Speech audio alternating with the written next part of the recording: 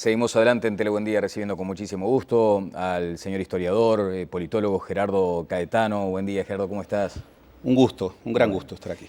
Hubo ahí una desinteligencia o una dificultad en la comunicación que nos hizo pensar que había cierta exclusividad de Gerardo Caetano con algunos medios, específicamente los oficiales. Eso ha quedado descartado y esta es la muestra. La mejor muestra. La mejor muestra. Hombre de abril, ¿eh?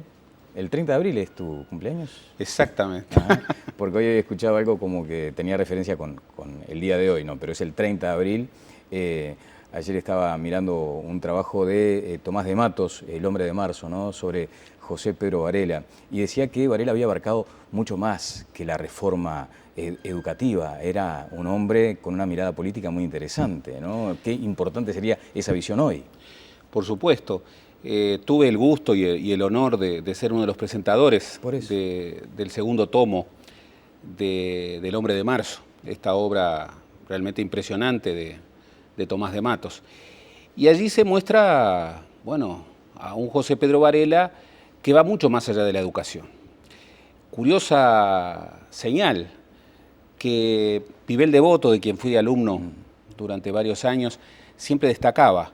El gran reformador de la enseñanza en el Uruguay no vino de la enseñanza. Era un hombre que venía de la vida política, que tenía una visión muy abarcativa y que tal vez en ese no venir de la enseñanza, en esa condición radicalmente ciudadana de su mirada, tal vez encontró algunos aspectos que fundaron la profunda rebeldía.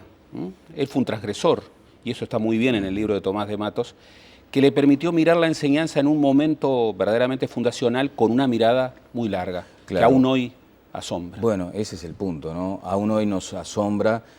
Uno querría precisamente hombres de esa estatura como para abarcar algo que no sé si puede interpretarse como la gran frustración de los últimos gobiernos, el tema de la educación.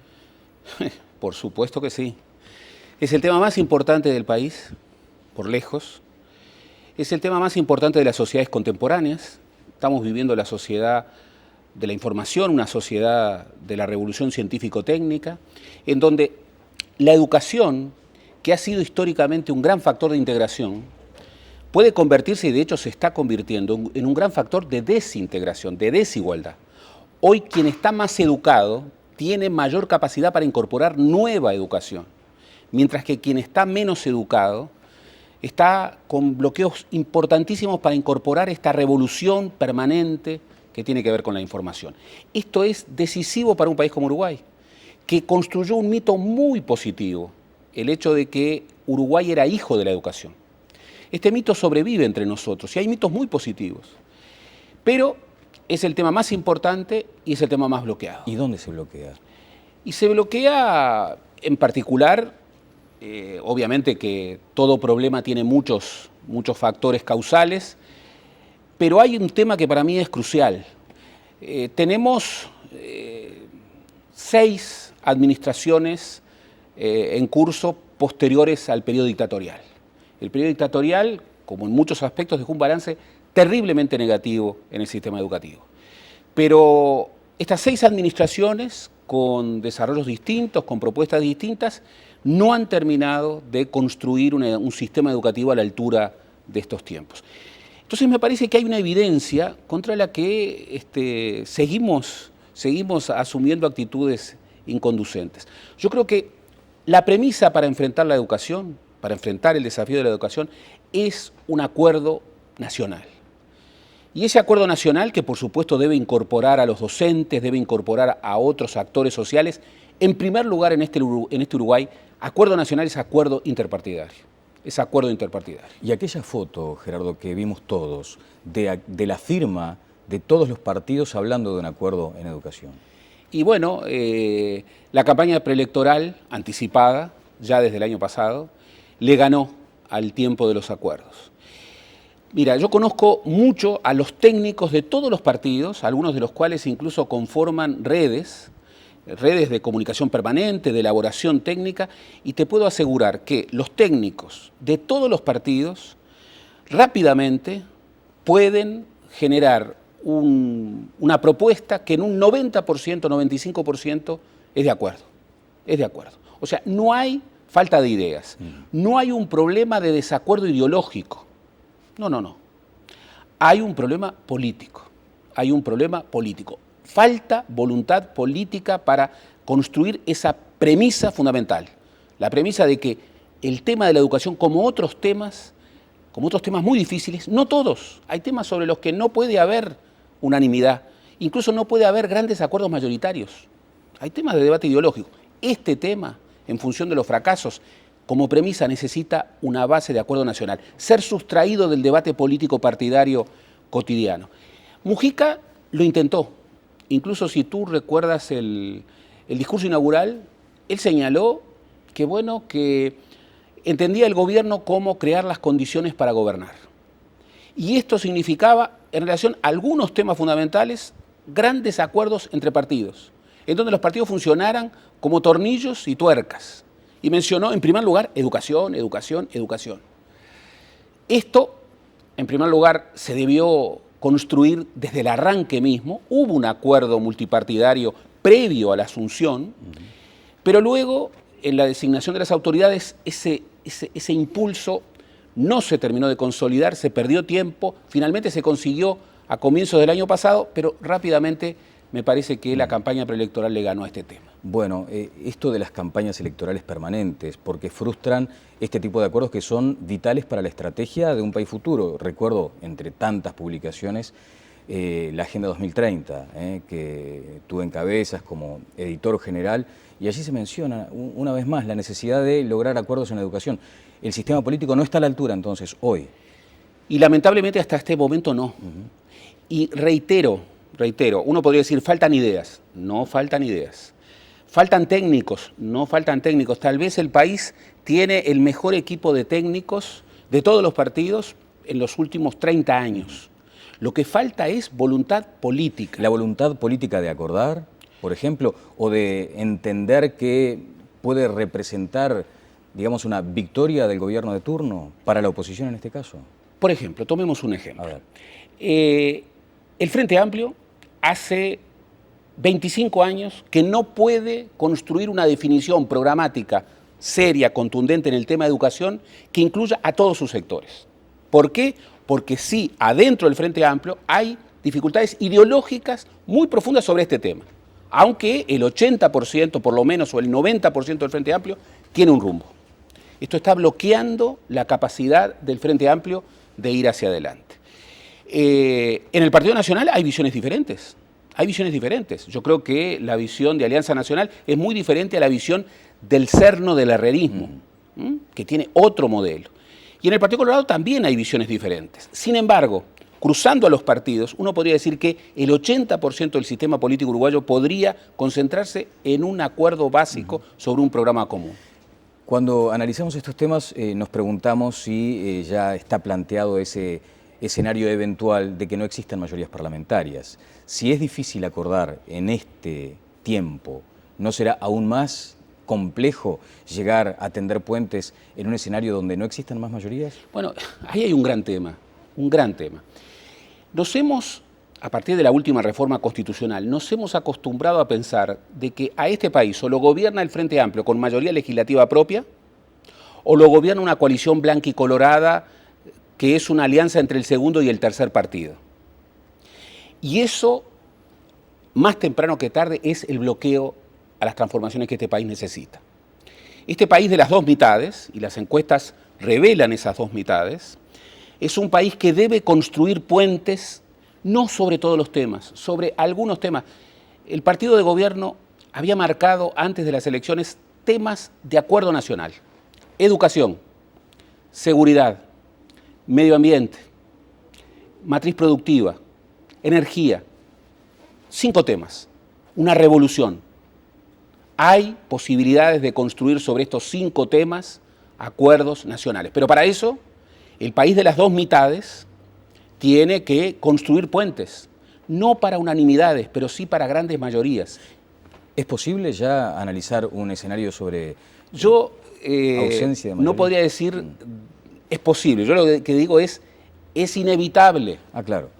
Es inevitable, porque si no, vamos a seguir teniendo rehenes del debate político cotidiano, temas que requieren mirada más larga. Nosotros necesitaríamos, por lo menos, un gran acuerdo nacional en materia educativa a 10, 15 años, con una inversión nacional especial, con rendición de cuentas, con objetivos medibles, que uno puede decir, bueno, a los 3 años, a los 5 años, que esté más allá de las cláusulas de gobierno. Uno podría decir, bueno, estamos en el año preelectoral. ¿Por qué no sustraemos del debate electoral del año que viene este tema y construimos una agenda a 10 años que esté más allá de los partidos? Como analista político, ¿qué sensación tienes respecto a lo que ha sido la gestión del gobierno y sobre todo en qué medida está comprometida esa gestión por el avance del año electoral, por la eventualidad de que no se generen mayorías parlamentarias en el futuro? El Frente Amplio tuvo una primera agenda, que era una agenda de reconstrucción nacional. Tenía una herencia muy complicada después de la crisis del 2002. Ese primer libreto del Frente Amplio en el gobierno, yo creo que ha sido cumplido y cumplido con creces. Y esto no es una opinión de valor, es una opinión que simplemente registra. Bueno, el país tenía un 40% de pobreza en el 2004, hoy tiene un 12%. El país, bueno, ha tenido una coyuntura favorable, pero la ha sabido administrar con un crecimiento ininterrumpido de 10 años, a tasas realmente muy superiores al promedio. El país bajó a niveles históricos la indigencia crítica. El país desde el 2007 ha mejorado, tal vez demasiado gradualmente, ha mejorado sus condiciones de desigualdad, sobre todo a nivel del ingreso. Todo esto es real. Es bueno. Pero al Frente Amplio le ha faltado libreto para liderar la etapa que viene después. Una etapa en donde, para seguir con estas tendencias virtuosas de crecimiento, de mejora en las condiciones sociales, tiene que necesariamente impulsar transformaciones estructurales. Ahora, ¿le ha faltado libreto o las divergencias internas son tales que rompen los libretos posibles? Las dos cosas, las dos cosas. Ha tenido problemas, pero ha tenido problemas de discusiones ideológicas adentro, pero le han faltado también ideas. Por ejemplo, todos los países de renta media, y el Uruguay lo es, hay un momento en el que para continuar las tendencias virtuosas de distribución, de integración social, de crecimiento económico, necesitan transformaciones estructurales. Digámoslo de manera clara. Con crecimiento por la vía de venta de commodities, más captación de inversiones extranjeras directas, más políticas sociales, eso que ha sido el libreto de la reconstrucción no puede ser el libreto de esta nueva etapa. ¿Por qué? Bueno, porque el país necesita transformaciones muy importantes a nivel de ciencia y tecnología, necesita incrementar de manera exponencial la agregación de valor a sus productos, necesita renovar su matriz productiva, necesita transformar una infraestructura que ha quedado absolutamente alejada del país productivo. ¿El Frente se quedó sin agenda? El Frente, en buena medida, se quedó sin agenda, o por lo menos debe construir una agenda justamente para este momento, que es diferente a la del momento anterior, y el Frente debe consolidar una gestión más ordenada de sus diferencias. El Frente siempre fue unidad en la diversidad, y cuando quiere disciplinar sobre cualquier tema, se equivoca. Entre otras cosas, desconoce lo que fue su historia, sus orígenes. El Frente es administración de diversidad en la perspectiva de una unidad política. Gerardo, tú ya has mencionado reiteradamente el estilo del presidente. Sigue siendo un estilo que debería ser analizado con más detenimiento, digamos. Pero el presidente es como es. Claro, porque además también surge casi invariablemente la comparación con el doctor Vázquez. El presidente, cuando uno compara los estilos del centro presidencial de Vázquez y de Mujica, bueno, encuentra diferencias muy grandes. Tiende a pensarse de que todas las diferencias favorecen a Vázquez. No es así. Por ejemplo, Mujica tiene un perfil mucho más negociador. Mujica logró algo que era muy importante, que después de 15 años de que, bueno, la Corte Electoral, el Tribunal de Cuentas, los organismos de Contralor, los directorios de entes autónomos no expresaran la nueva realidad política del país, bueno, hoy tenemos, y esto es un asunto muy importante, y ahí el presidente tuvo un rol muy importante, hoy tenemos, bueno, instrumentos de Contralor, organismos de Contralor, directorios de empresas públicas con integración multipartidaria. El Estado no debe expresar al gobierno, el Estado debe expresar algo diferente al gobierno. El Estado tiene que tener una coparticipación interpartidaria. La oposición tiene que estar allí. No es que el gobierno le concede a la oposición tiene derecho a estar ahí. Ahora, el estilo del presidente Mujica es un estilo de administración muy desprolija de los asuntos políticos. Tomemos un ejemplo. ¿Cuántos buques insignias ha tenido este gobierno? ¿Cuántos? La vivienda, absolutamente central, gran acierto del presidente Mujica ya desde la campaña electoral. Bueno, el tema de la pobreza hoy tiene una nueva etapa que es atacar el tema de la vivienda. Hemos tenido enormes dificultades. El tema de la infraestructura, el ferrocarril. Tú recorres el país, las carreteras están totalmente desfasadas con el país productivo.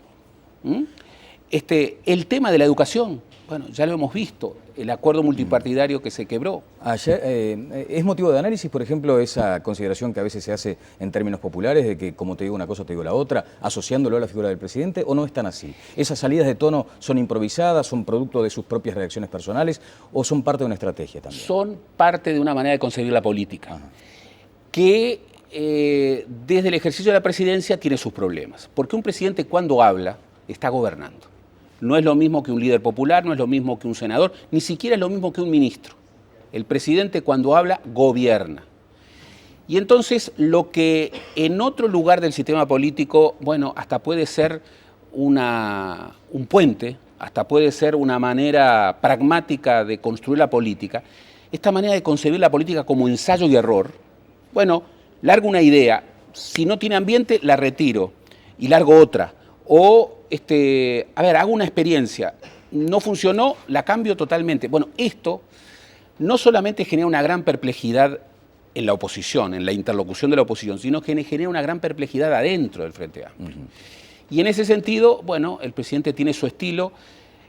Durante mucho tiempo se le reclamó al presidente, dentro y fuera de filas, que hablara menos, que emprolijara su gestión política.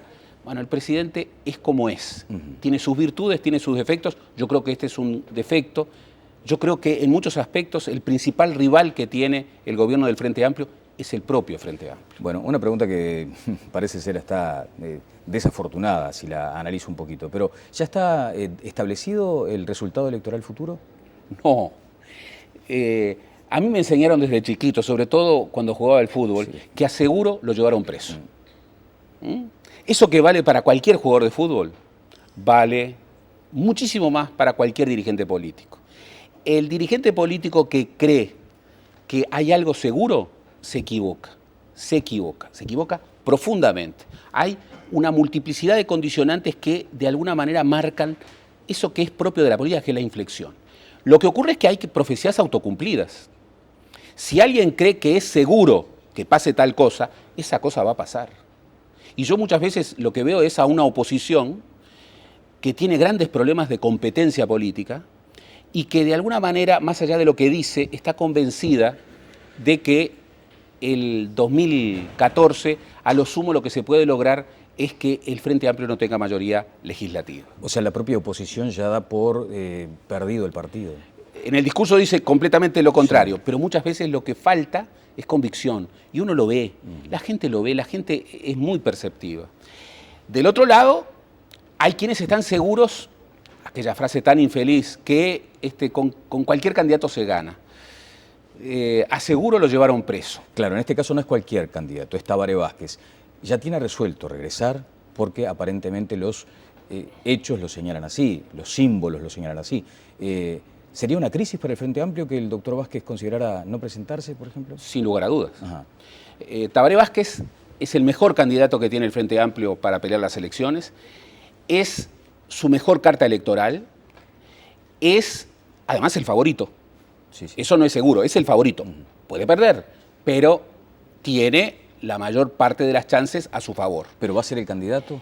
Bueno, yo tendería a pensar de que sí, porque una negativa sería, un desafío muy grande para el Frente Amplio. Una cosa es construir un candidato en 5 años, otra cosa es construirlo en un año, claro. en unos meses. ¿Y la oposición, por ejemplo, más allá de esa especie de necesidad de convencerse de que puede dar batalla, de que puede dar partido, qué le falta, por ejemplo? ¿Cohesión en el Partido Nacional? ¿El ala ballista que se le reclama al Partido Colorado?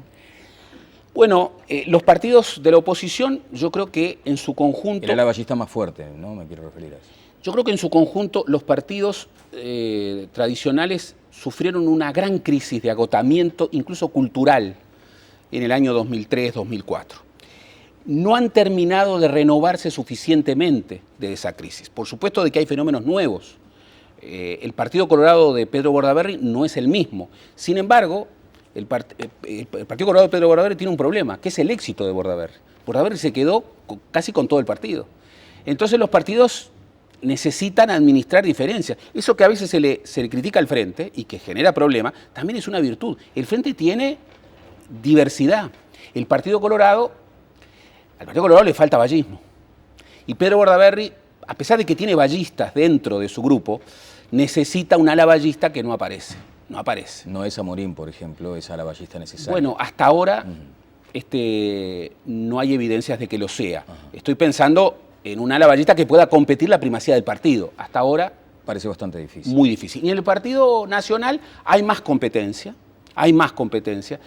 pero parece muy claro que si el Partido Nacional quiere realmente configurar una competencia efectiva para el partido de gobierno, tiene que reorientarse y dejar lo que ha sido el sector que ha tenido, más allá de algunos momentos, la hegemonía incluso ideológica en estos últimos 20 años, 25 años, estoy hablando del lacayismo, y reorientarse en una perspectiva wilsonista. A 25 años de la muerte de Wilson Ferreira, reorientarse en la otra perspectiva. ¿Encarna Larrañaga esa especie de concepción wilsonista de tender puentes, por ejemplo? El tiempo lo dirá. Es lo que busca el doctor Larrañaga. Es lo que busca, por ejemplo, en este tender puentes. Uno piensa, especula, ¿qué haría Wilson Ferreira en este país de las dos mitades? Tender puentes. Tender puentes. Lo haría desde la oposición y lo haría desde el gobierno. Tender puentes. Bien, muchas gracias, Gerardo. Ojalá que tengamos varias oportunidades más de seguir analizando, porque claro, nos van quedando una cantidad de temas en el tintero, el tiempo se va. Hay decisiones que también hacen a la historia legislativa del país. Lo que sucedió ayer, por ejemplo, la media sanción al matrimonio igualitario. Uno puede llegar a afiliarse a aquella concepción, más derechos para más gente. ¿Es ese el concepto que debe primar hoy? Yo creo que sí. Yo creo que sí. Y celebro que volvamos a discutir sobre derechos.